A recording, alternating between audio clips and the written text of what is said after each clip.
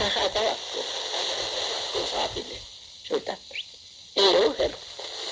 Anetta valmistui sairaanhoitajaksi, meni aikanaan naimisiin ja perusti.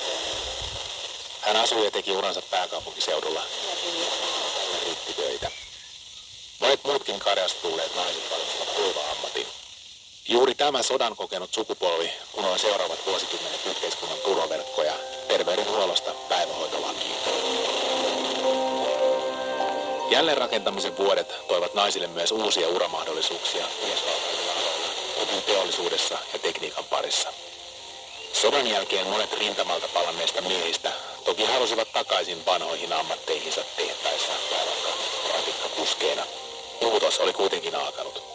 Sodan loppuminen tarkoitti toisaalta maatilojen naisille raskaan työtaakan jatkumista.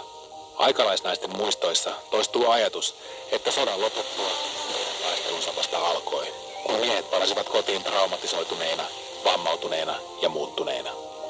Kotirintaman kärsimyksiä sodan aikana tai välittömästi sen jälkeen ei huomioitu juuri mitenkään. Kotirintaman tehtävä oli tukea, selviytyä, purra tyynyä ja pitää mielessä, että heillä oli ollut paljon helpompaa. Meidän lehmityttömme maailmansota heitti maatiloilta suurempaan maailmaan, ja sinne he myös jäivät. Maija oli tavannut sota-aikana Johanneksen ilmasuojelussa työskennelleen vain Paulin.